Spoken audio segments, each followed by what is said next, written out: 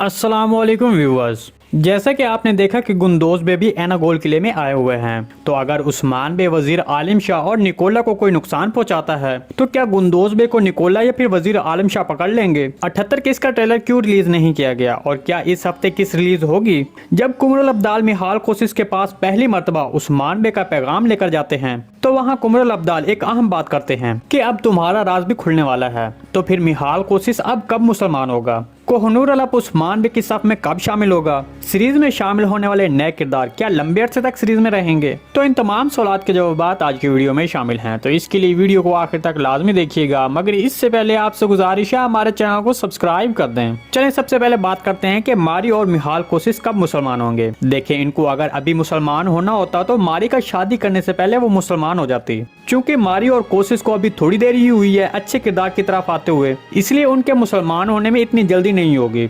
हमारे तजज़िये के मुताबिक सबसे पहले मारी तुर्गुत बे के रवैये से मुतासर होगी और तुर्गुत बे अपने हर मामले में हमारे प्यारे नबी सल्लल्लाहु अलैहि वसल्लम की उसवा हसना बताते रहेंगे कि ये सब हमारे दीन में है।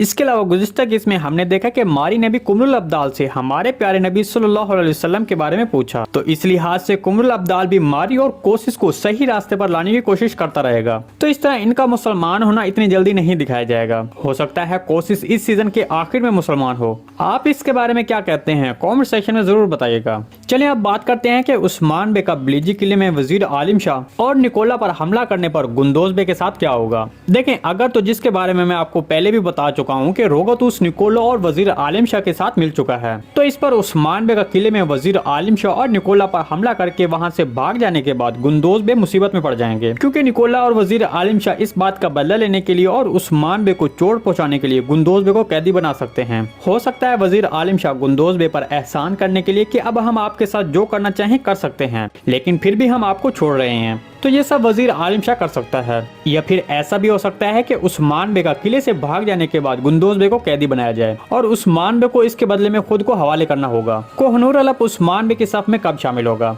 तो इसके बारे में आपको बता दें कि इस किरदार का अब उस्मान बे की सफ में शामिल होना नजदीक है, क्योंकि गुज़िश्ता किस्में इस किरदार के काफी मनाज़िर ऐसे दिखाए गए हैं जिस पर इस किरदार को सही रास्ते पर आने की तरफ इशारा दिया गया है। जैसा कि शेख अदब अली को सजा देते वक्त कोहनूर अल का जलाली को रोकना और उसके बाद शेख अदब अली ने जो कोहनूर अल को अल्फाज के वो बहुत मानीखेज थे।